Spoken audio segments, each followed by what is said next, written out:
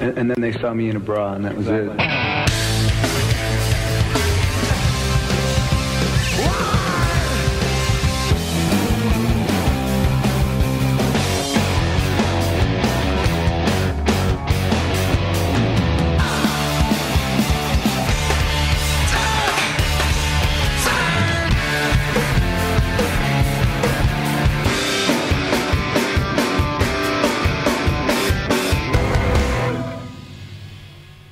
What's going on, Pearl Jam nerd? What? Were you just humming? Dude, I'm telling you, I am obsessed. With what? With Bayside. Oh, my God. Yeah. I thought you were going to pause for a second there. Usually. Go ahead. Welcome to Single Podcast Now the moment's Theory. gone. I'll do it. Fuck it. No, I don't know. Oh, Brad. You want me to do it? You walked right up to the diving board and then, nope, turned right back around. It's too deep. Yeah. It's too far. All right, well. I started to. What's going on, Pearl Jam nerds? You're listening to Single Podcast Theory. I'm Brad Lyons. And I'm Brad Blazek. Welcome, everybody. That was good. Oh, God. Yeah, man, episode 51. Yeah. Brendan O'Brien. O'Brien. Getting a little nerdy on this one. We'll see how that goes over with all the listeners, but I love it. Yeah, man. I think it's fun. What's been going on with you, man?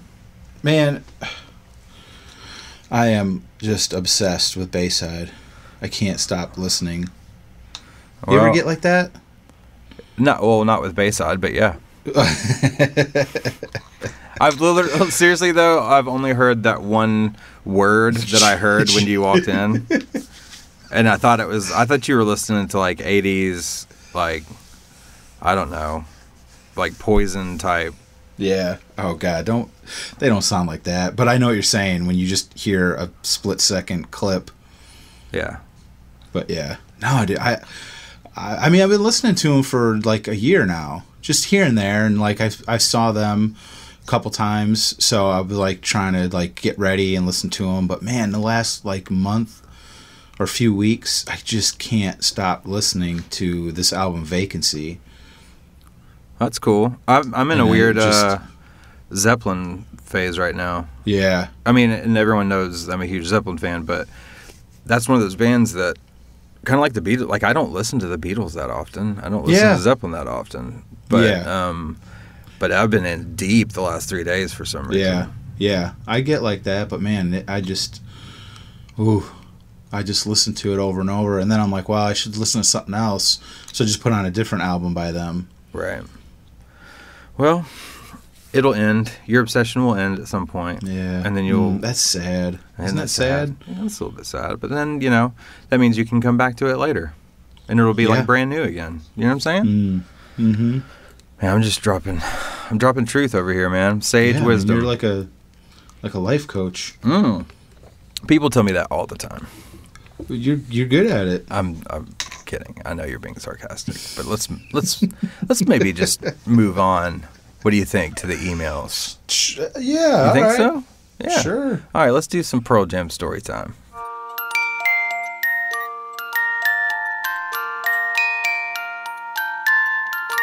Good evening. This is Storytellers. We are here to tell stories. We just have friends up here that are listening to stories. Have I got a little story for you? This is the true story. True story. It's Brad B's week this week. What you got? David wrote in. Let's see. You know what I did? What'd you do, Brad? Pulled up the wrong email? No, I pulled it up, but I don't. You have it in front of you? No. Oh. Here we go. Hold on. I've got my first one pulled up. David Gavin writes in, "Hey guys." He says, "I'm fortunate to be friends with Eddie's guitar tech's sister. So I'm super fortunate to get passes now and again. When the Irish solo shows got announced, I thought I was in luck. This might be my chance to meet him. But when the time came, I was told no passes, tickets, or anything. It being the home show for Simon, Eddie's technician, all his family took the passes. Luckily, have you run into that before? Yeah. Yeah. Luckily, I had purchased my own ticket, and then again, 3 times after that, I swapped and paid more to get as close as possible. Then on the walk down to the show, the husband of Simon's sister said, "Here, take my VIP pass. I'm not bothered, and you're obsessed." Oh, man. Whew. Just like David, he writes, because I would be the same way. I was freaking out for the whole show, wondering if I'd meet him and even be capable of talking to him. Yeah, that's a good anxiety fucking... Yeah, no shit. Shit sandwich right there, dude. Yeah, exactly. He probably doesn't even remember the show, you know? Right. So, as the family were all front row, of course, they said to meet them at the pillar by the side of the stage immediately after the show. I did just that, but they weren't there. They had been pulled straight from the seats to backstage. Again, dude, that would happen to me. Yeah. You know, like, just meet us over here. I go there, there's nobody there. Now I'm fucked. I had 1% of battery on my phone, and when I rang my friend Jen, it died as she answered. Fuck, I thought. I just thought, okay, pretend to be cool, because inside I was freaking out. I stayed on the phone pretending to talk to her, walked back in towards the stage and the security guard to the backstage. I waved my VIP pass and the security guy just opened the curtains for me. Fucking awesome, I'm in. Now where the fuck are they? I heard Jen's voice calling me, got brought into a tiny room and chatted about the show with Liz, their tour manager. Having beers, I thought he'd never come in here to us, and I was right. Liz handed us passes to the after party upstairs, and off we went. The upstairs was like a big warehouse-style bar with about 100 fans and family members of Glenn Hansard. I again thought, there's no way he'd come up here. Fortunately, I was wrong. God himself just walks in a bit later and starts working the room. That's awesome. I was in shock, but luckily a bit drunk at this stage. We were so far away that we would have been the last people he'd get to, so we grabbed Simon's dad and got him to intercept Eddie. Finally, I was talking to him. Quote, "I just wanted to thank you for 26 years of euphoria." I told him what his music did to me, and I said something so ridiculous and embarrassing like, this is me reading David's words, but in my voice. Okay. "Your music is like medication. It picks me up when I'm down. It makes me high when I'm not high." That's like how I would say it. That would be unfortunate. He looks me in the eyes and said, "That really means a lot. Thanks." Hugs me and kisses my neck. What the fuck? That was weird, but bloody awesome. Yeah. Yeah, he kissed him, dude. Hell yeah. Eddie Vedder kissed him.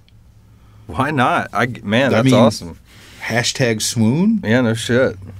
I asked for a picture and Big Pete said no photos or autograph. Eddie says no, it's cool. Oh man. Eddie says it's cool. Breaking the rules for. Yeah. Dude. So we had the flash off in this dark bar. My other obsessed friend was trying to take the photo, but she was paralyzed with shock. She couldn't believe what she was doing, and she couldn't take the picture. Her face was fucking priceless, but at the same time, I wanted to slap that face and say, "Take the fucking pic, woman." Oh, God. I thought we missed our chance. But Eddie says, "Come over to the bar where there's light. It's too dark to get a good picture here." I couldn't believe this was happening. What a legend. We got the pictures. Eddie smiled, but me and my buddy looked in shock. Eddie signed the bandana I bought at my first show in '93. He spoke about that show, and then he was off to make someone else's dreams come true. I partied so much that night that I nearly missed the next show. I did just make it, but I was so ill. Yeah, I bet. Sorry for dragging that out. Maybe you can tell I just love telling that story. Now I'm determined to thank Mike and the others in person and not say something so cringy. If you've read this far, thanks for reading. Hope you get to meet him. So humble and genuine. Cheers, Dave. Nice. Thanks, Dave. Yeah, I love that story. That was a good story, man. Yeah, I wanted to read that one because we did our Eddie episode last week. Yep. And I thought, well, this is a really cool Eddie-centric story. So. Yeah. I wonder if I would have loved to have met Glenn Hansard too, though. I love him. Oh, yeah? That dude gives me chills sometimes. Oh, really? Yeah, I've never really dug into his stuff. Probably should, huh? He's got some cool shit. Yeah. Yeah. Thanks again for the email, dude. All right, up next we've got Dan Waters. I believe this is in regard to Eddie as well. Yeah, it is. All right, he says, Brad's, just a short disclaimer before I get into this. My wife and 6-week-old are at my in-laws for the night, so I may have popped an edible and had a couple glasses of vino. So sorry in advance. I feel like Eddie at the singles premiere while I write this. Oh, man. Those chill nights at home when it's quiet. You love the family. You miss them the next day, but for that one night, it's kind of nice, you know? Yeah. Let's see here. Anyways, I love the deep dive into the life of Eddie Vedder and hearing a few stories that I never heard before. You guys touched on his high school years, so I feel compelled to tell you about the experience I had in his old stomping grounds. My best friend married a girl from San Diego, and they decided to have the wedding on the beach in Encinitas, so naturally I geeked out. Encinitas is home to a few things I truly love. Some amazing art, shout out to Andy Davis. It's home to the Scotty Cameron Gallery. He makes the best putters in golf. And of course, it's where Eddie dwelled as a teen. I asked the bride's family if they knew him or if there were any spots around San Diego where Indian Style or any of his earlier bands may have played, but they were clueless to the whole situation. The morning before the wedding, I got a text from the bride asking me to meet her for coffee and that she had a surprise for me. She took me to her alma mater, which just happened to be Eddie Vedder's high school back in the day. Granted, I didn't see too much aside from the Clayton E. Liggett Theater. He was Eddie's mentor and the inspiration behind the song The Long Road. It was pretty cool knowing he walked those halls and some of his creative genius may have developed there. Despite it being a pretty bougie place, it was an experience to remember. The next morning, I woke up early to try and catch the first West Coast waves, but the swells decided not to show up, so we went to grab breakfast at a local spot instead. The man sitting next to us was a true surf bum. He was in his mid-50s with sun-bleached hair and teeth. I was like, everyone's got teeth, right? Sun-bleached hair and teeth and the darkest tan I've ever seen. I was confessing. Sun-bleached hair and teeth. Right, that's what I was saying. The way I read it the first time was like, he's got sun-bleached hair and teeth. You know what I mean? Like separate. Yeah, right. Anyway, I was confessing to my buddies how I wanted to channel my inner Eddie while riding the very waves he used to ride as a teen, and I was quickly interrupted with, "You want to see his old house?" I tried to act cool because I was with a bunch of buddies that think I'm a little off my rocker for loving a band so much, but inside I wanted to scream, "Fuck yes I do." Long story short, he gave us the address, and I made sure we took the long road home. See what I did there? To the Airbnb we were staying in so I could see it. I'm not really sure what the whole point of this whole email is, so if it never makes the podcast, I 1000% get it.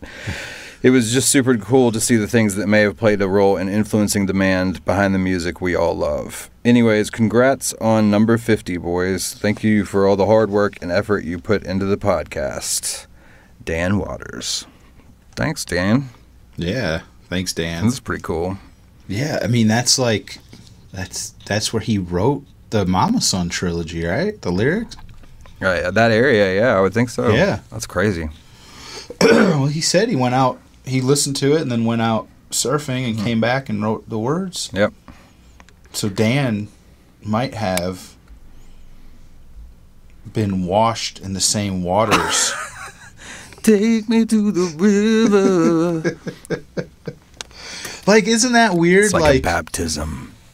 I mean, it could be the same water. Brad. Like, they say, like, the same air we breathe is the same air, like, the dinosaurs breathed. Like, how, isn't that crazy? Who sounds like the stoner this week? Me? Me? Dude, Do you we're ever sound breathing like the a stoner? same air as the Think about dinosaurs, that. bro. No, think just about think that. about it, man. Like, there's no such thing as time. Is there? It's all just happening right now. My mind's blown. Let's move on to the next email. Do you know have I talked about this before? I probably have. There's a guy here in Tennessee, and his grandfather was friends with Abraham Lincoln. Okay.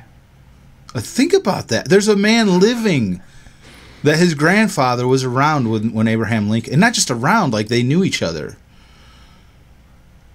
Grandfather. Not great-great-great-grandfather, his grandfather. The guy that knew Abraham Lincoln is still alive? No, his grandfather knew okay. Abraham Lincoln. Oh, I gotcha. Gotcha. That's crazy, man. Yeah, Isn't that it? stuff wasn't all that long ago when you really think about it. Yeah, but it was, dude. Grandfather? Yeah. Like No, my I'm not saying it's grandfather not was- cool. My grandfather was born like in the, I don't know, 20s? 30s? Sounds about right. Yeah, I mean, Abe Lincoln was killed 50 years before that. sure. That just blows my fucking mind. I can't believe you're just like, yeah, whatever, dude. I'm not being like that. I'm just listening. Don't get mad at me. I'm not mad, dude. Just kidding. I'm easily amused, as I we know. learned earlier in the show. As we learned, episode 1.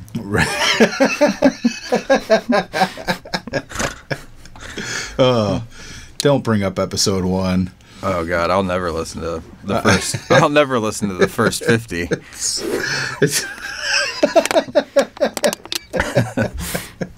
You know. What I'm saying. It's ugh.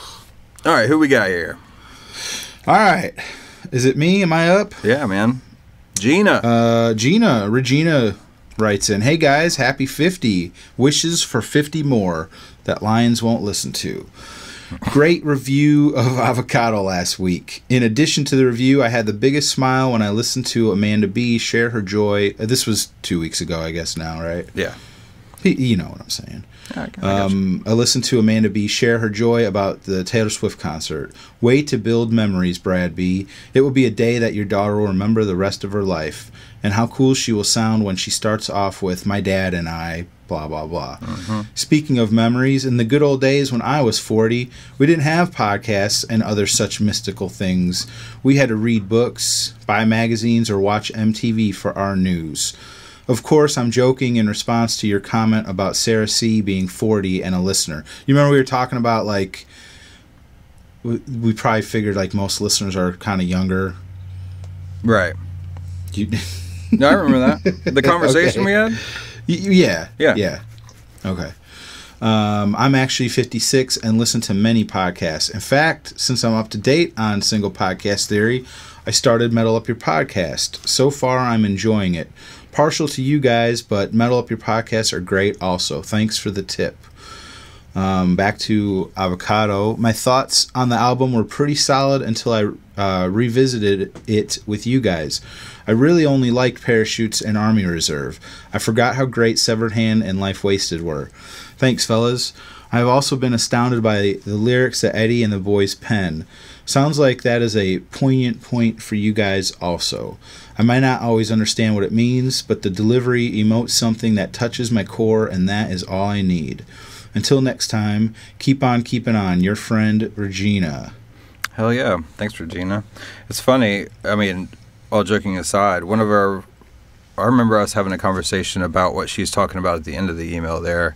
One of our first episodes. Just talking about how their music is so, and his voice is so kind of transcendent, and they have such like an international audience that, you know, there's probably lots of people that really don't know what he's saying. They just are kind of, you know what I mean?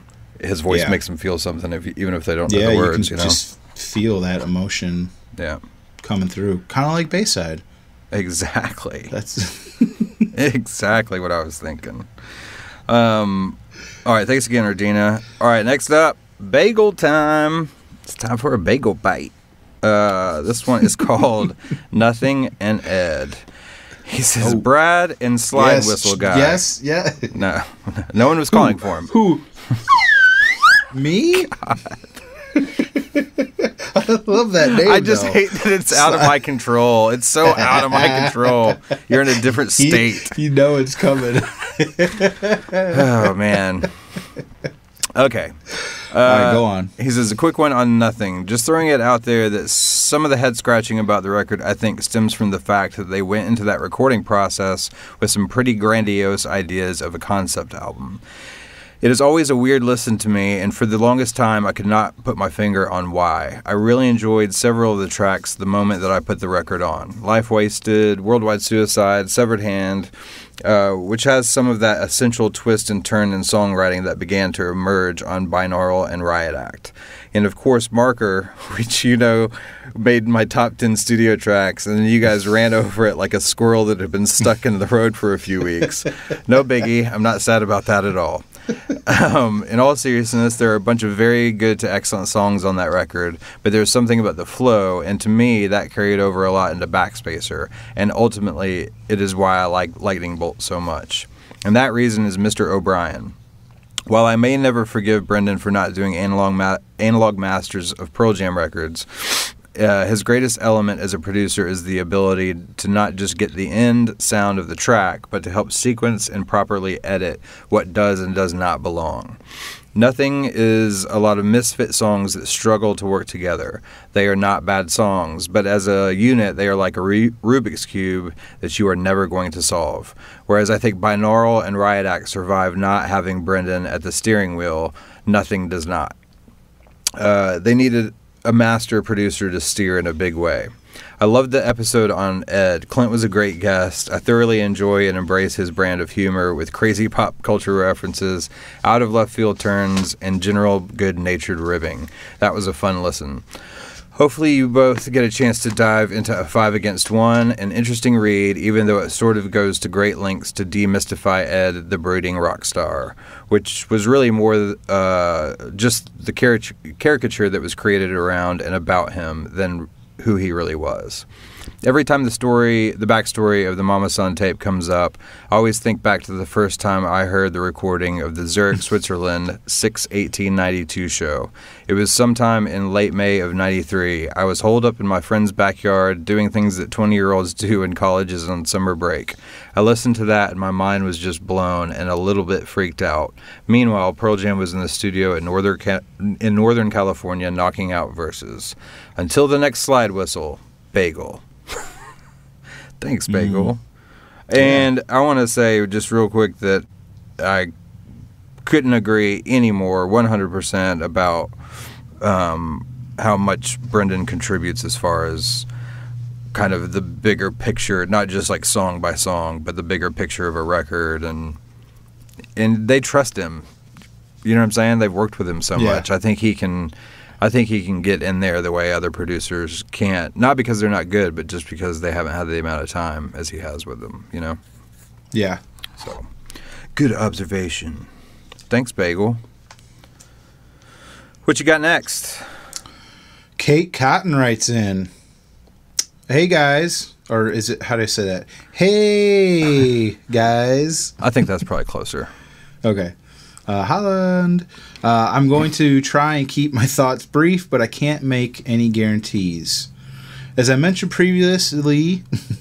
added another syllable and something else in there, too. I don't know what it was. I don't know what happened there. As I mentioned previously, I only really started seriously listening to Avocado, or should I say Nothing. I love all the emails. People are really picking up on the Nothing from your brain. Renaming. No, that wasn't from me. I know. I'm just kidding. She only started listening this year. It's the last Pearl Jam album that I picked up, which is why it always ranked as number 10 on my list. I hesitated to pick it up after having listened to Stephen Hyden's take on it on his podcast, Celebration Rock. I don't recall him ever speaking poorly of it, but he frequently brought up the fact that it came close to being a concept album, an album that focused heavily on the war and politics.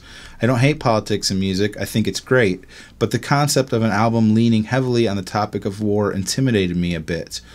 I like a nice smattering of all topics: love, heartbreak, nature, family, pain, and a little bit of politics to ruffle everyone's feathers every now and then.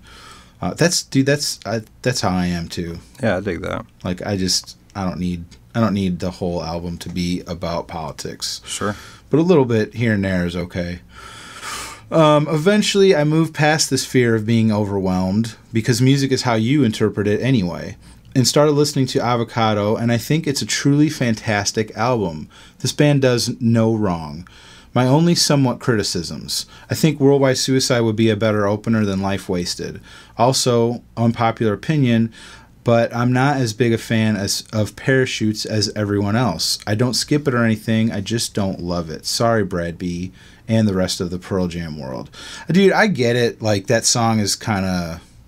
It's not like a real Pearl Jammy rock song. It's very different from them. Yeah. But for me, it's just the personal attachment that I put to it, you know? Sure, totally. But if I didn't have that part of it, I probably wouldn't like that song as much as I do either. I agree with that. I don't think you would at all. You know what I'm saying? I don't mean that in a bad way. I just mean like you've got these really great kind of these great memories attached to it, you know? Yeah. You know me. You know me too well.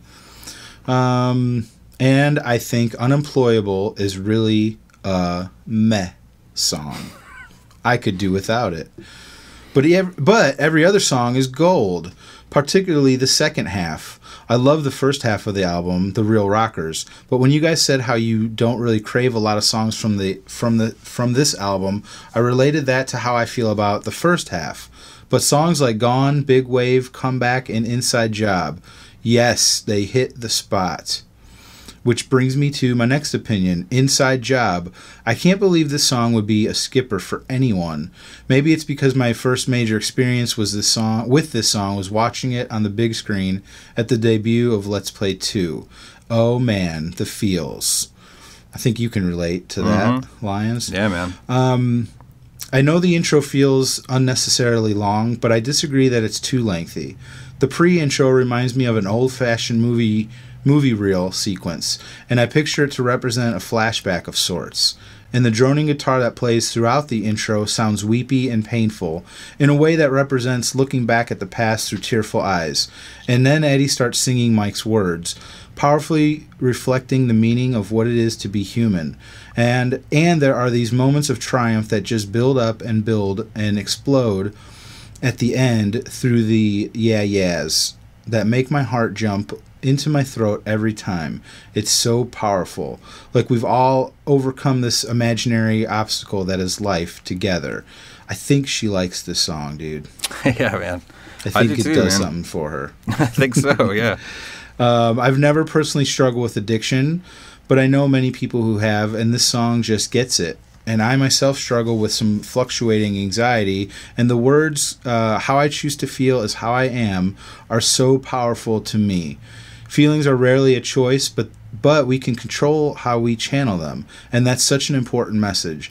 I love this song so much. It comes close to breaking into my top 10. Yeah, dude. I'm back on board with Inside Job. Yeah, man. It's good shit.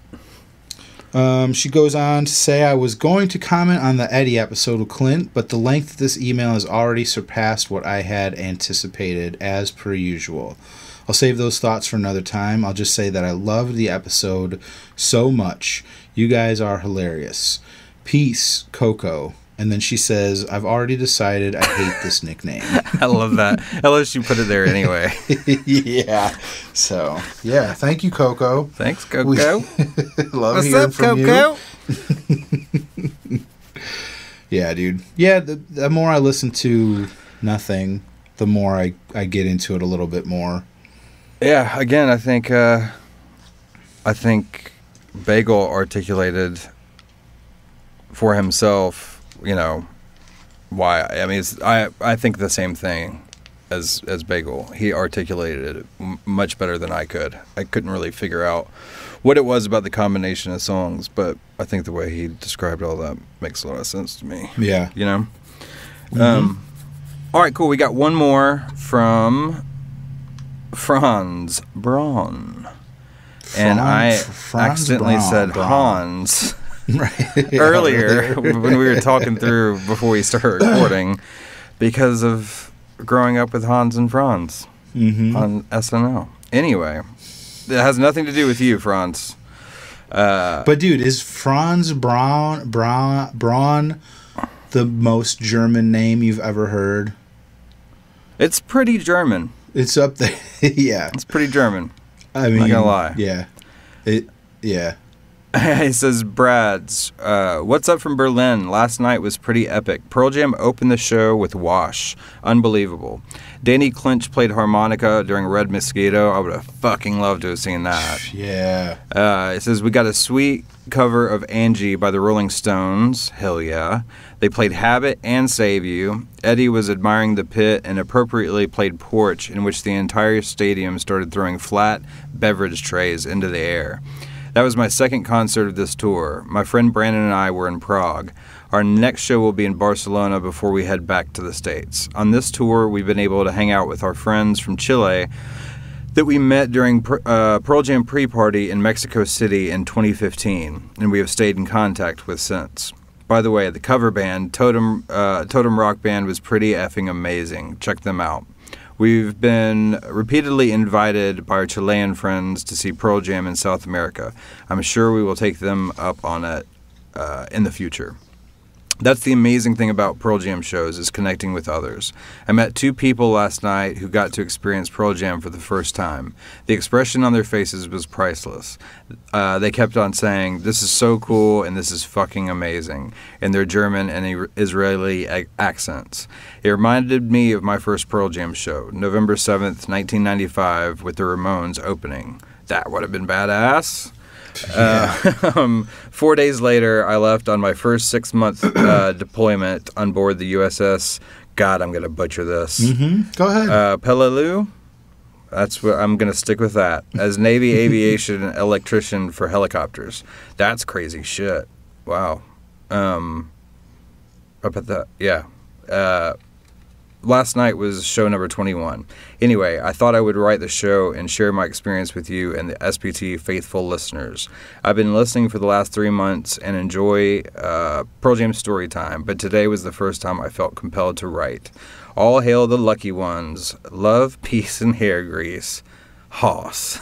And then he sent some pictures, which are pretty badass. Yeah. Yeah, and he sent a video of Angie, just a little clip of it, so that was pretty cool. Yeah, that's badass. And I was just thinking, like, man, working on an electrician for helicopters, that's no joke, dude. Woo! You must be a smart dude. 6 Real months smart. on one of those? Oh, God. Could you do it? I don't know. Could you? I doubt it. I think I'd go insane. Yeah. Maybe not. I don't know. Anyway, well, thanks for the update on the shows, man. That was really cool to hear. Yeah, we've gotten a few like that, and I like that we read this one in particular. But like I said, excuse me, we've gotten a few emails from people saying, like, besides how great it is for the show, it's so great to meet people in line, you know, meeting these fans and connecting with people. And, you know, I've never been out of the U.S., so when I go to shows and I meet people that have come here from overseas, I just love talking to those people. It seems like such a cool thing to do. Dude, we gotta figure out a way to get you overseas. Yeah, we need to go somewhere. Like, everyone's got to go overseas. Franz mentioned South America, and those shows are always crazy. Yeah. You know, so that amazing. Would be pretty cool. I'd love to go to Mexico. Yeah, man. Hell yeah. I mean, that would probably be, out of everywhere, that'd be like the easiest to get to, I guess. But yeah, probably. I love.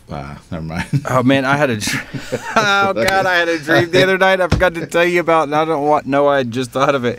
I had a dream that we were at the Chicago shows, and Chicago. Yeah, we went to Chicago, and I can't remember what they opened with, but then the first time Eddie talked in the show, he goes. In his Eddie voice, he said, "What's up, Pearl Jam nerds?" And everyone cheered.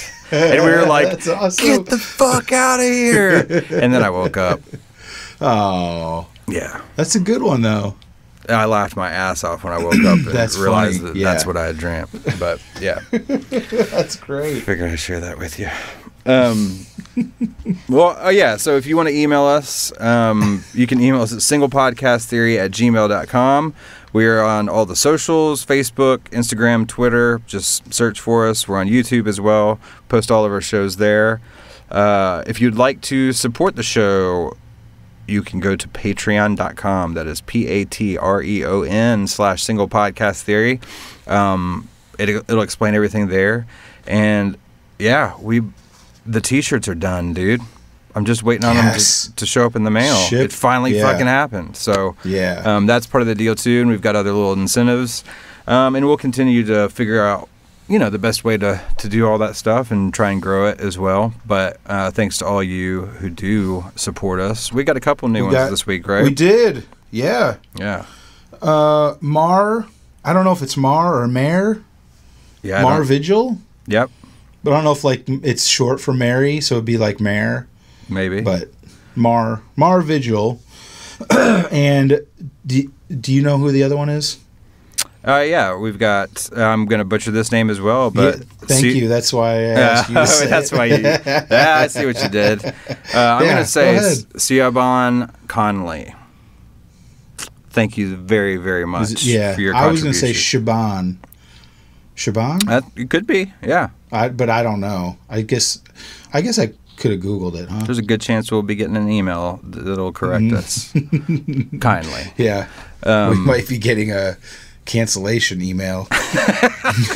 Fuck you guys. Yeah. No, but thanks to all you new supporters and the ones that have been with us from the beginning, whether that's through Patreon or that's just because you listen, we appreciate it all equally. And thank you guys so very much for listening. Yeah, and I just want to say real quick, Aurelian, who had signed up earlier, he changed his, he upped his donation. Dang. Thanks, dude. Thank you, Aurelian. For sure. All right, well, that's it for the emails. What? Go ahead. No. Is that it? What are you going to say? I just wanted to give a quick shout out to SPTOG Danny B. Yeah, man. His dog passed away earlier in the week. And yeah, he posted about it on Facebook, so it's so brutal. Felt bad. Yeah. So shout out to Danny B. And his dog's name, Sonny B. I thought that was pretty cool. I just like this guy more and more. I know. I'm really sorry about that, dude. Yeah. That's rough shit. All right, you got any other fun stuff? Or we No, I don't. Okay, cool. All right, well that's it for the emails. Hey little thing, let me light your candle, cause the mama I'm sure all the hand and I just around.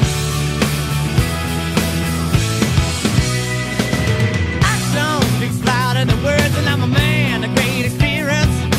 I know you got another man, but I can love you better than him. All right. Episode 51, Brendan O'Brien, and you just heard a little bit of what was probably, especially if you were, I don't know, younger at this time, the first Brendan O'Brien production that we probably heard over the airwaves, and that was the Black Crowes with their Otis Redding cover of Hard to Handle. You remember that one, right? Love that song. Yeah, and I think it kind of shocked me, actually, that you said you're a Crowes fan? Or you like them, or don't hate them? I like or what them. I like them. Yeah, I like them. I mean, I wouldn't say they're my favorite. I probably couldn't do a all Black Crowes podcast, but yeah, I like them. even though the reason why you don't like Dissident is because it's a southern rocky bluesy lick. I don't like everything by them. By Black Crowes? Right. Yeah. Okay, cool. I just want to make sure we're on the same page here. I always remember like listening to that song, and my dad heard it and was like, "Oh, I remember that song," and I'm like, "How do you know?" And he was like, "That's a cover." Who is it? Otis Redding. Otis Redding cover, and I was like, "Oh, I didn't realize that song was a cover." So, yeah, I honestly, it took me like 2 or 3 years before I knew that. You know what I mean? Because I feel like it wasn't really publicized either that it was an Otis Redding song. But no, anyway, I don't think so.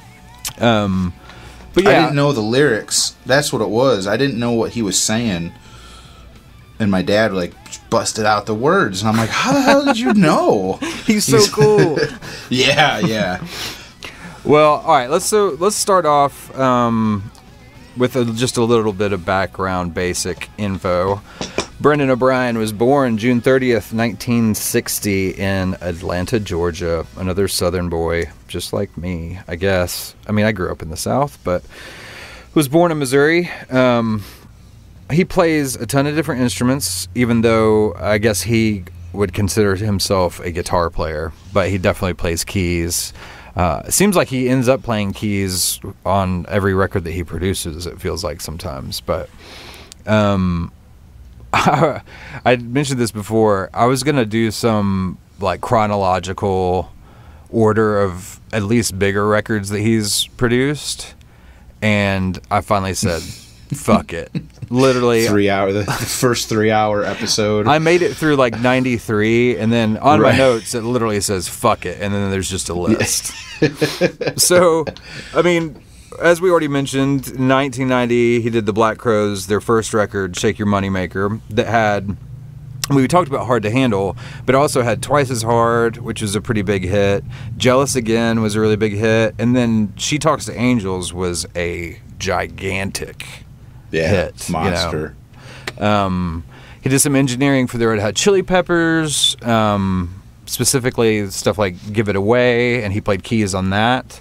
Let's see here. He did the 92 follow-up record, Southern Harmony, that the Black Crowes did.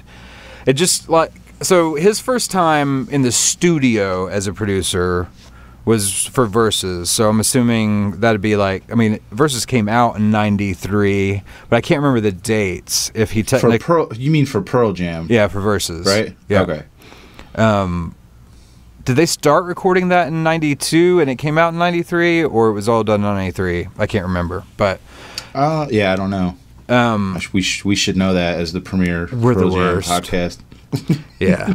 But I mean, even before that came out, he had already produced Stone Temple Pilots' first record, Core, which obviously had some really huge hits. Some because they were huge hits, like Plush. Some because it was kind of controversial lyrics.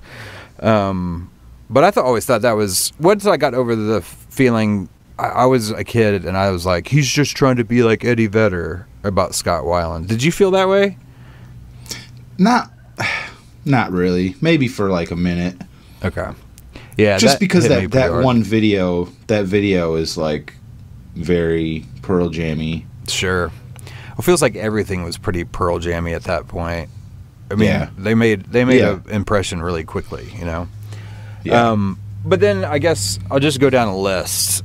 I thought it was funny that he did a lot of work on Aerosmith's Get a Grip record, which I love that record, but I did not know he had anything to do with that. But we've got Soundgarden, Neil Young, Ben Folds 5, Brad, Rage Against the Machine, Sheryl Crow, Amy Mann, Train, Bruce Springsteen, Incubus, Offspring, Audio Slave. He did some mixing for Danny Elfman, who's a really quirky, awesome composer, and the easiest reference for his work would be the Simpsons theme. And what's his face? The director. Tim Burton, yeah. Tim Burton. He does like every soundtrack for Tim Burton's movies. Absolutely. Velvet Revolver, Mastodon, AC/DC, The Killers, Chris Cornell solo, Wolf Mother, your favorite band, Korn, Limp Bizkit, your other favorite band. Yeah, oh yeah. Anyway, but that is a shit ton of really important rock bands and records. You know what I mean? forgot Jackal.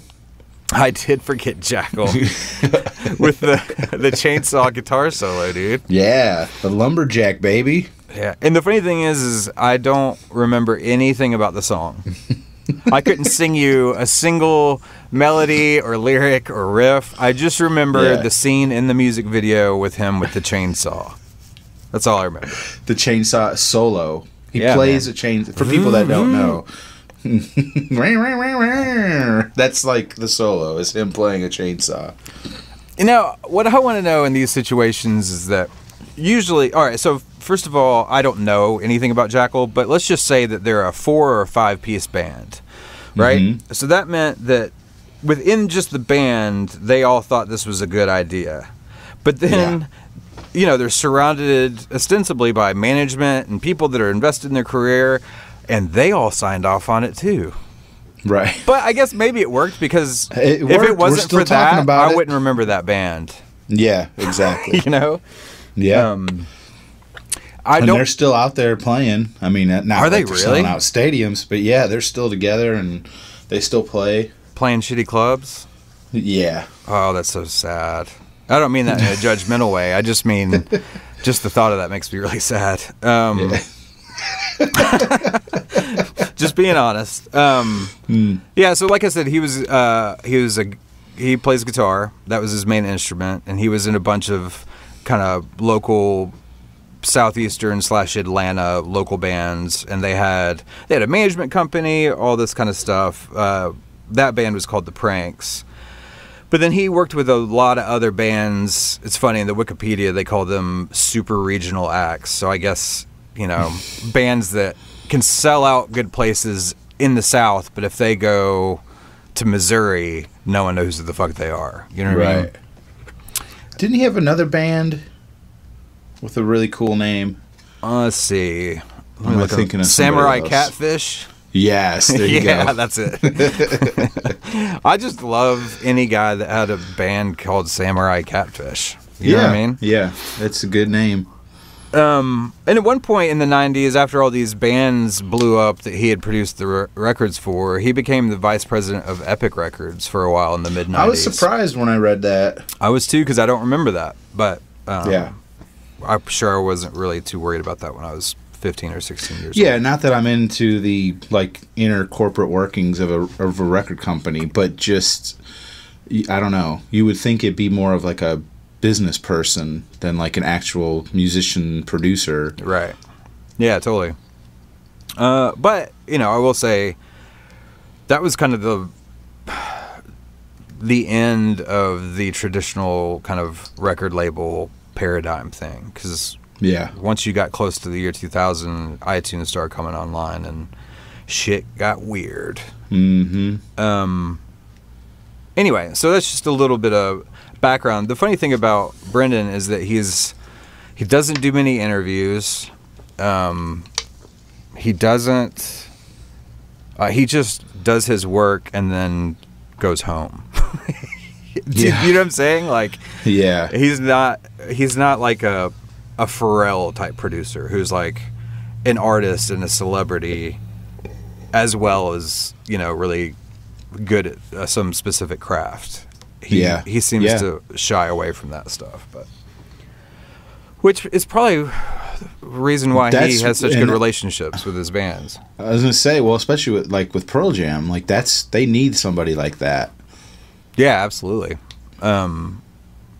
Anyway, so yeah, I mean, as far as Pearl Jam's concerned, I guess we talked about it a little bit before, but he had mixed Jeremy in '92. And if I'm remembering correctly, that's where they kind of got together. And yeah, he mixed the single. Right. That's what, like, because the album version is the other guy, Tim Palmer. Yes. the mixer. Yeah. But if you get this for the single that came out, he is the. It was the Brendan radio mix. Yeah, exactly.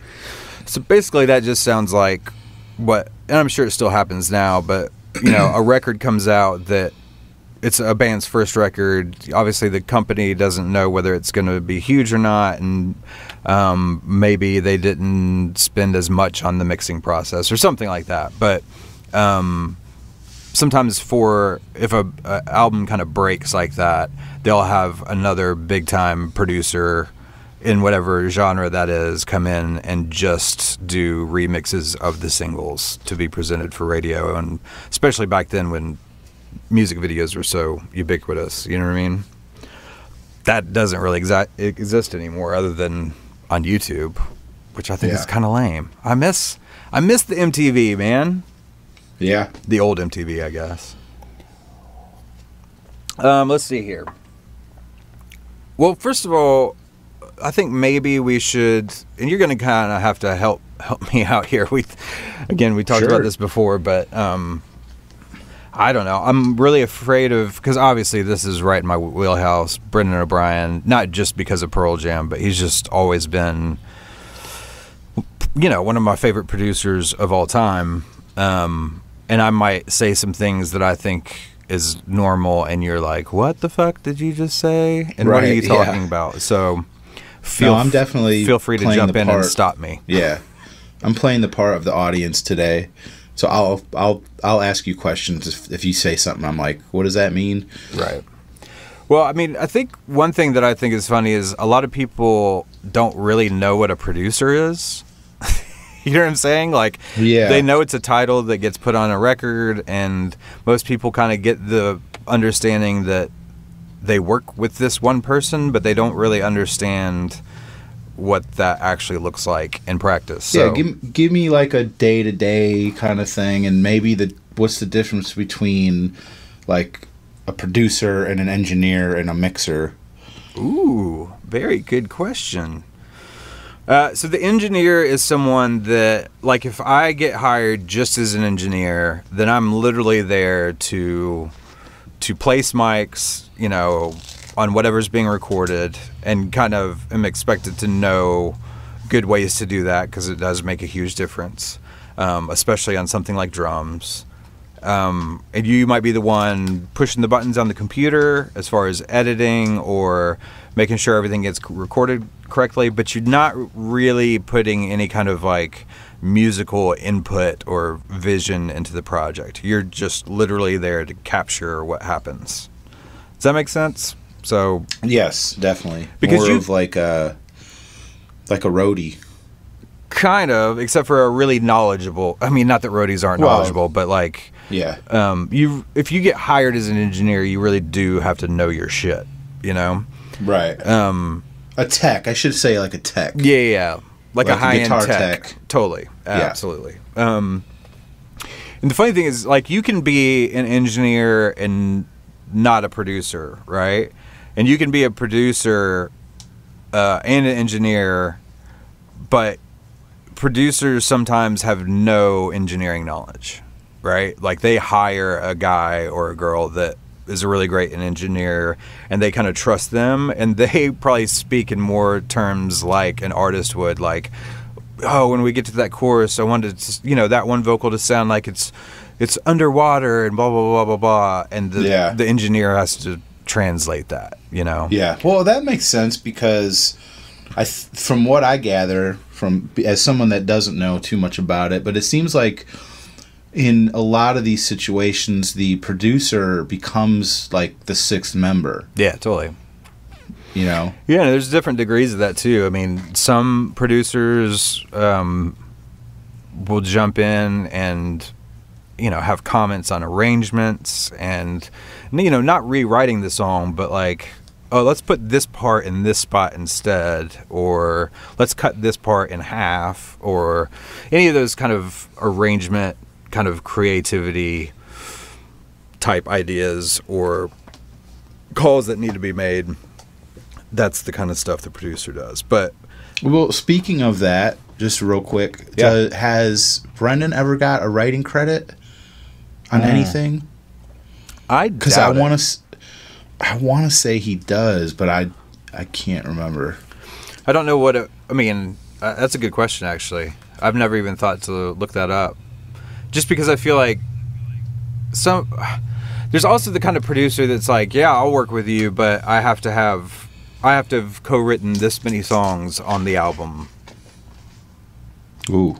Right? So then they're getting publishing off the record too. Right. Brendan does not, and typically that happens more with like pop solo artists and stuff like that. Yeah. That might actually need help with the songwriting part. Right. That makes sense. But Brendan's always done, for the most part, rock bands. And I think he seems to be... he definitely has his ideas, and especially with a band like Pearl Jam that he's worked with for so long, there's got to be an insane amount of trust built between him and the band to be able to make calls and they'll actually listen to him. But, he seems to be a little bit more hands-off in that way. Right. Like, if they did give him writing credit, I would imagine that he probably didn't ask for it or want it. They probably did it. Right. I don't know. Out of kind of respect and here's something a little extra. I thought he had a writing credit on Future Days, but I guess it's just that he plays on it. Oh, I gotcha. Plays keys or something. Right. Okay, cool. Well, the funny thing, too, is that I was listening back through everything, or a lot of the stuff that I kind of grew up listening to, and it was so cool kind of going through this list because, for example, I believe he mixed the first Ben Folds, or I guess it's not the first, it's the one, Whatever and Ever Amen from Ben Folds 5. That was their first kind of breakout. Hit record or whatever you want to call it. Yeah. And I used to wear that album out. And when I started going through this list, especially during that 90s time period, man, I want to say 85% of the music that I listened to was all produced by him, whether I knew it or not. Wow, that's interesting. Because, I mean, look at that list. Soundgarden, Rage, Ben Folds 5, STP. I was listening to all this shit. Korn. I remember buying the Springsteen record. With the exception of Korn.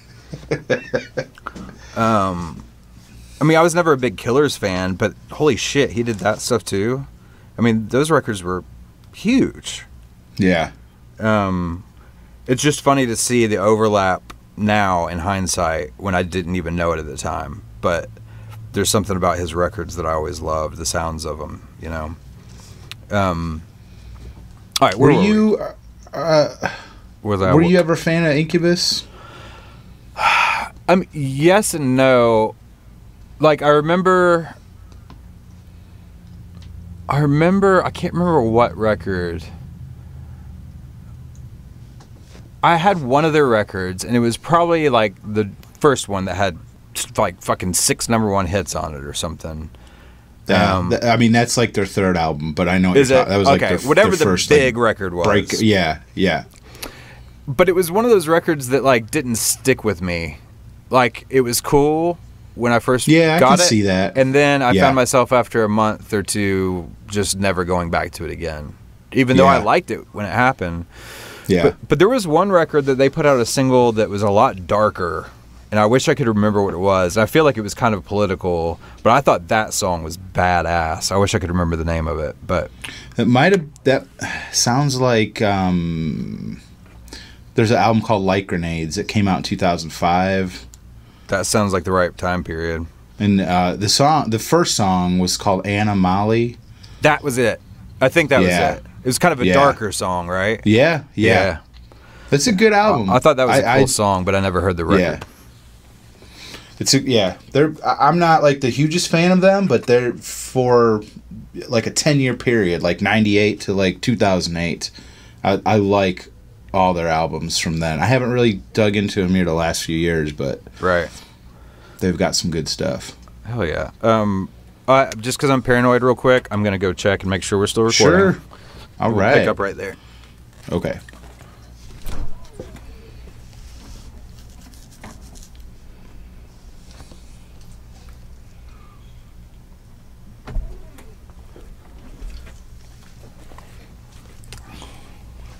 All right, cool. We're good. I'll get this door shut. All right, let me. So actually, I was going to ask you a question. Like, I read off that list of some of the stuff that I didn't even put everything he's worked on this list. Right. But Yeah, there's so much. The big ones, or the most important ones to me anyway, like, and you just asked me about Incubus. Were there other bands? Well, yeah, what other bands that I listed did you listen to at the time? Like, how much Brendan O'Brien were you listening to at the, back then, whether you knew it or not? Oh yeah, a lot of them. Like I like I literally only know him from Pearl Jam. So like pretty much everything by Stone Temple Pilots he did. I mean, Evil Empire, yes, Korn. I think Follow Leader is a great album. Yeah. And Mastodon, Crack the Sky. Shit, man. God damn, dude, that's a great fucking album. And like he's known for like Pearl Jam and Soundgarden and Stone Temple Pilots. So to hear that he produced, this prog metal band was pretty nuts to me. Yeah, and that's the thing about that list too. That I mean, they're all kind of within the broad genre of rock and roll. To some extent, right? All the lists of people, yeah, exception of like Danny Elfman or something. But yeah. But even within that genre, he's stylistically, it's all very varied too. Like he's not a one-trick pony as far as that goes. Yeah. Well, and he's got his name not just as a producer, but like he mixed or engineered a bunch of stuff too that I'm like absolutely that I'm into. I mean, he what did I write down here? Danzig. The second Danzig album. Yeah. The Slayer live album, Decade of Aggression, which I was like, when I first started listening to Slayer, that's what I listened to mostly, was that live album. Because it's like all that was available to me at that time. And then doing research for this episode, I saw his name pop up as, I guess he mixed that. And I'm like, that's pretty cool. His name pops up on a lot of different stuff that I wouldn't have ever known. So it's cool that he was a part of that. It's just I could be getting this wrong. I think the number is right though, but he has produced 14 #1 records. That's a shit ton. Yeah. Like, holy fuck, man. He's doing something right. But you know Paul Moak, or I don't know if you've met Paul, right? I met him, yeah. I met him at the Metal Up Your Podcast anniversary party. Yeah, so laid back. You talk about laid back. Paul? Yeah, holy shit. Dude. Super laid back. He's just the chillest dude I've ever met. Just hanging out with his dreadlocks. Mm-hmm. But not anymore. Did he cut him off? Yeah. Oh, I didn't see that. Yeah, he posted on Instagram, and it obviously it doesn't even look like him. I bet it holy doesn't. Shit. Damn. So he mixes on the same kind of console that Brendan O'Brien mixes on, and he saved a voicemail because he checked his voicemail. There's a number he didn't recognize, so he didn't answer it. And he checked the voicemail, and it was like, "Hi, Paul. This is Brendan O'Brien. I'm a producer." Like, if I remember it correctly, he was kind of like on the assumption that he wouldn't know who he was. He wasn't like, "Hey, motherfucker, this is Brendan O'Brien," and expect him to know. But obviously, because of Paul's taste in music, I mean, he's heavily influenced by all the music that he's made. Anyway, I would have lost my shit if I had a voicemail on my phone from Brendan O'Brien asking if he can come work at my desk, use my desk for a mix while he's in Nashville. I'd have been like, yes, and can I set up secret hidden cameras and audio so I can learn everything that you just did on that mix? You know what I mean? Yeah. That'd be really cool. Because to me, I think I'd geek out just as much about meeting Brendan as I would any of the band guys. And that doesn't diminish my love for the guys in Pearl Jam. Right. I'm just saying that's how much I love Brendan O'Brien. Yeah. Yeah. I think it'd be cool to meet him because I wouldn't be like fangirling out over him. Mm-hmm. You know what I mean? Because I'm not as into him as you are, but it would be cool to meet him just because he's been such a big part of all this stuff. He's been in the But room for what all I'm saying those is, records. what I'm saying is, for me personally, I wouldn't be like freaking out, so I could actually like kind of have a normal conversation with the guy. Yep. Yeah, I think I would just be like, "Hi, you and your work that you did with everybody, but especially Pearl Jam, is one of the reasons why I make a living doing music right now." What did Dave say Bye. when he met Eddie in that that email we read earlier? Oh, I don't remember. Oh man, what did he say? Your music means so much to me. What? Oh yeah, trying to look it up here. Yeah, and you did the voice. Yeah, yeah. Your production picks me up when I'm down. It makes me high when I'm not high. Bro, I'm high on life and your music.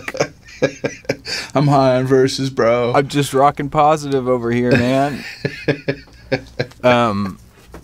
Oh, and there was a third part of that question that you asked. Mm-hmm. Like, mixing is different because he's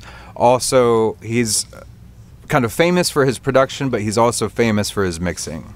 So a lot of these bands on the list too, he didn't produce the record, but he's the kind of one of the staple rock guys. Like, if you need a good mix for a rock band, Brendan's gonna fucking kill it, you know?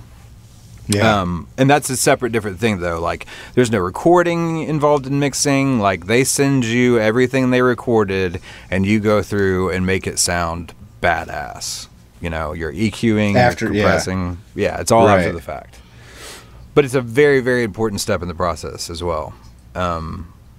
Because once you start learning about mixing or start doing it yourself, and you get to compare, like I've been lucky to have friends and like a mentor that will say, like, send me stuff. He'll be like, this is what it sounded like when I got it, and this is what it sounds like now.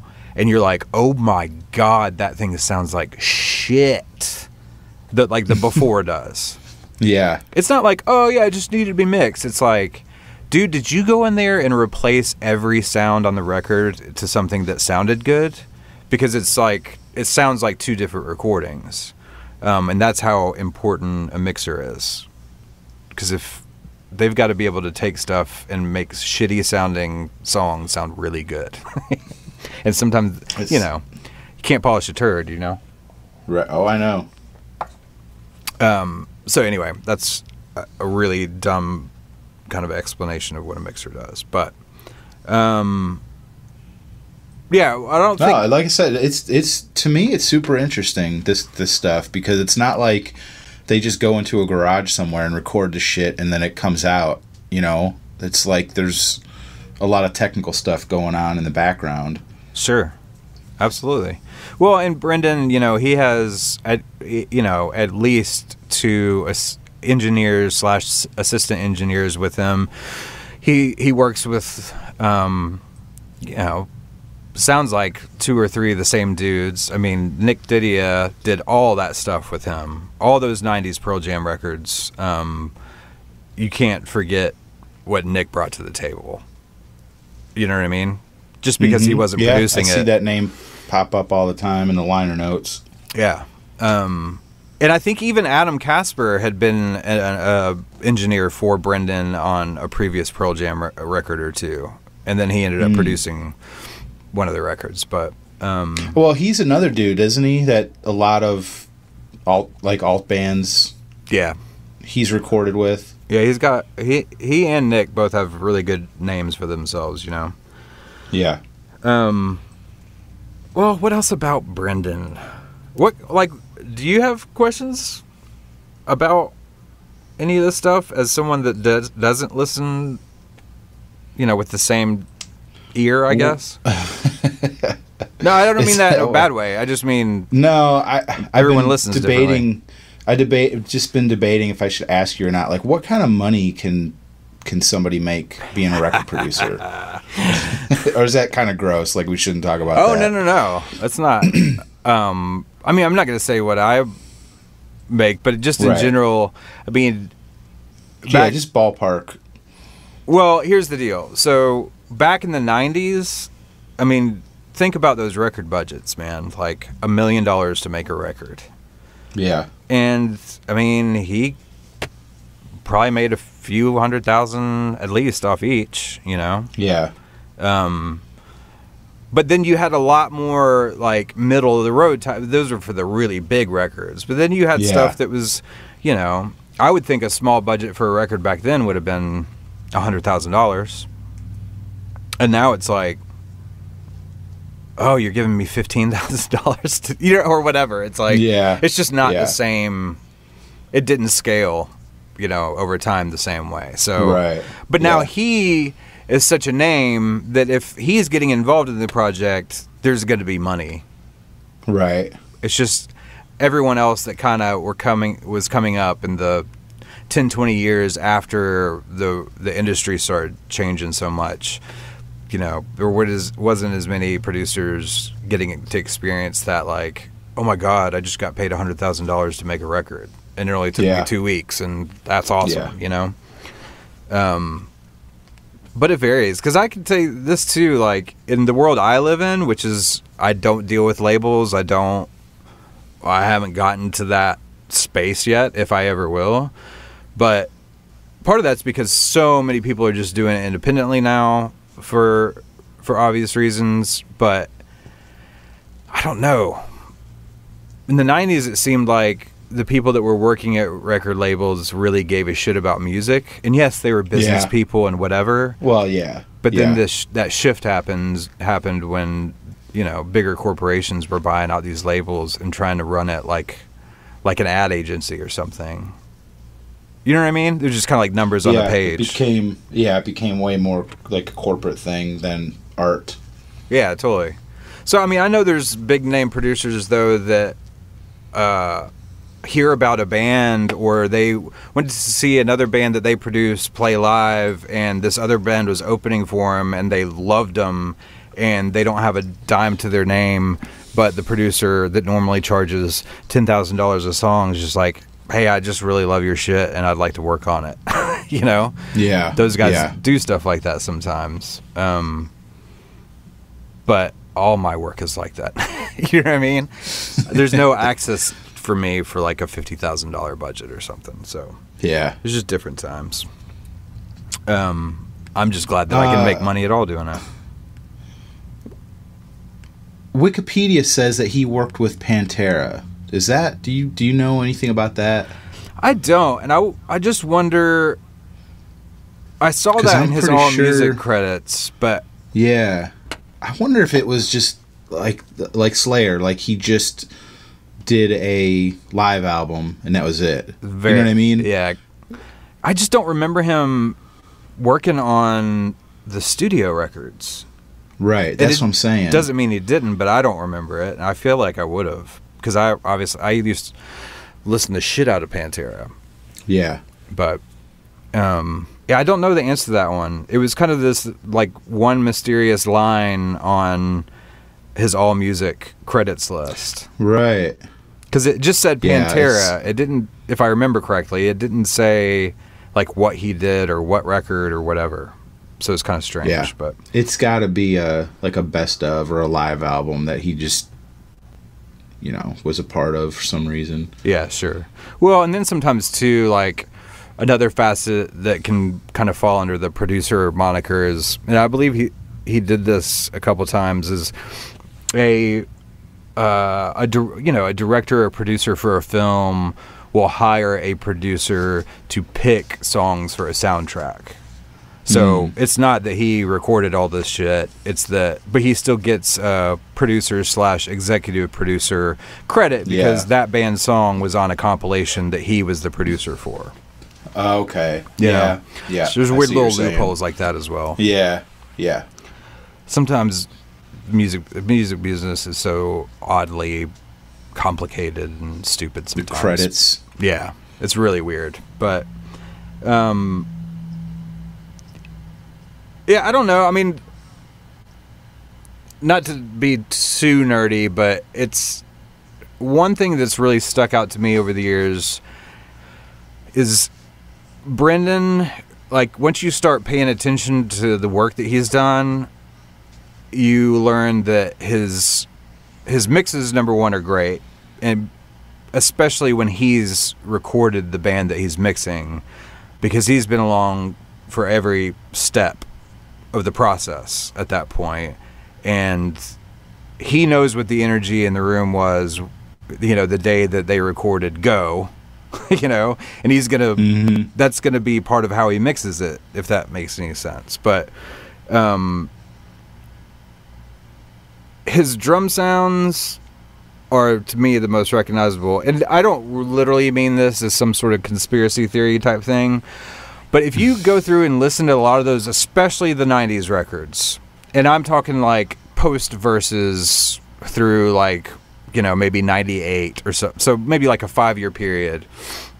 If you listen to the snare sounds, they all sound so similar. Like the Rage snare sound, and then put that against the Pearl Jam snare sound with Dave on verses, and it almost sounds like when he mixes stuff, he's got a sample that he uses, not in place of snare drums, but maybe adds it to the snare drum that they recorded. Either that, or he's got an insane drum tech that knows how to tune all these drums with different players, like what seems like it's identical. So it does it make sounds, sense? Yeah. It's just that crack, like it's almost like it's a piccolo snare, but you know it's not a piccolo snare because it's got a little bit more depth to it than a piccolo would. But there's just this one, and it almost sounds like it's the same pitch between songs and stuff too. Yeah. But his he's kind of known for like pushing tape, and I'd like, if I could talk to him, I'd want to know what the biggest difference has been for him. You know, in the 90s, it was still like the normal thing to record and do everything on tape. Like Pro Tools had not, or just digital recording in general had not taken over yet. You know, that was probably closer to like the year 2000. But right, just what his thoughts, because so much of his sound is how he uses tape and how hard he hits it to give it that kind of like energy, if that makes any sense. And you can't do that on digital. Right. You can't fake it in a digital world. You have to do it on tape. And I just wonder how he feels about mixing and stuff like that now, since so much is probably all in the box. It's all digital, you know? If that like fucked him up in his workflow somehow. But I know you've probably got a lot of thoughts on that, right? Oh yeah. Oh God, I'm just gonna stop talking now. I don't know. So what am I missing? Mirror Ball. Well, hell yeah. Not specifically, no.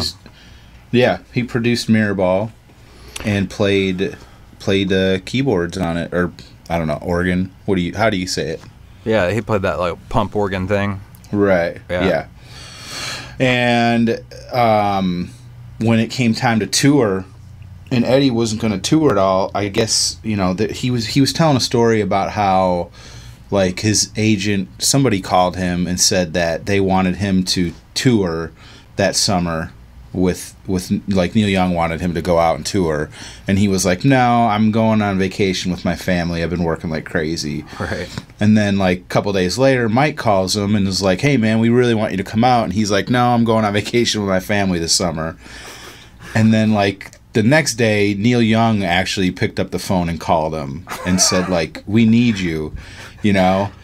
And he was like, well, I really just wanted to go on vacation this summer with my kids. And he was like, oh, bring them, you know. So he was like, well, I can't say no to that. So he ended up touring that European tour with Neil Young on the Mirror Ball stuff. That's so kick-ass.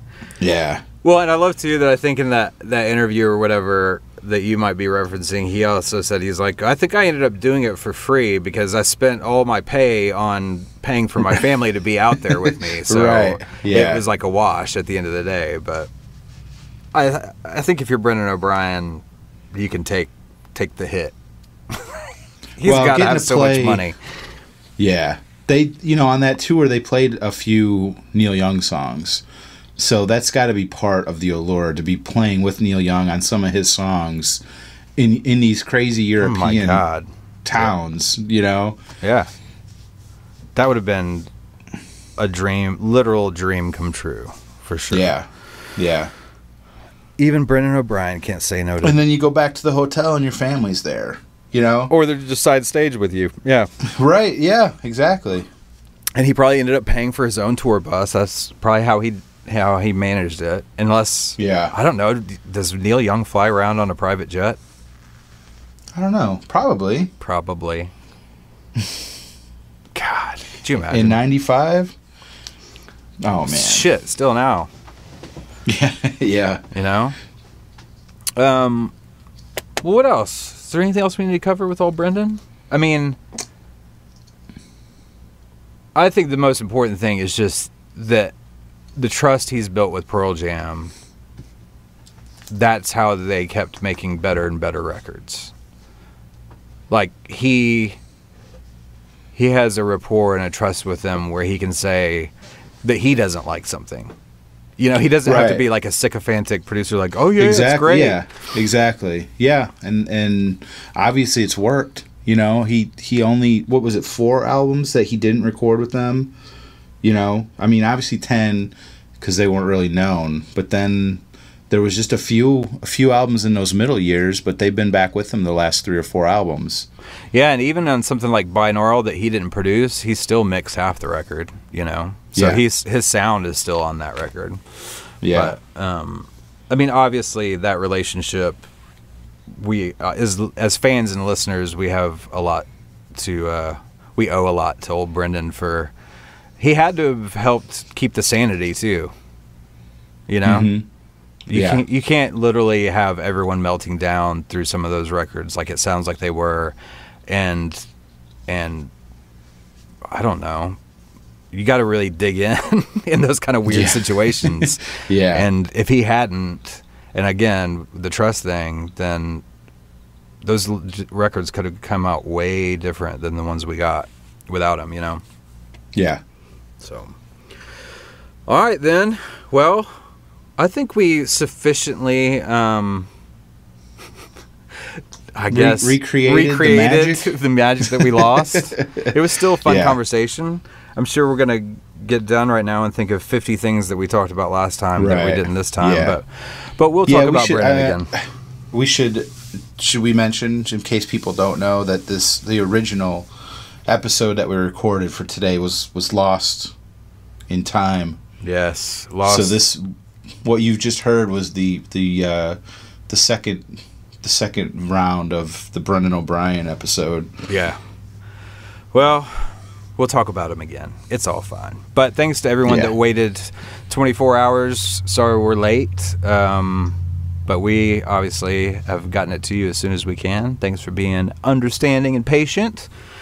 If you'd like to send us an email directly about how much you hate us now for being late this week, you can email us. It's singlepodcasttheory@gmail.com.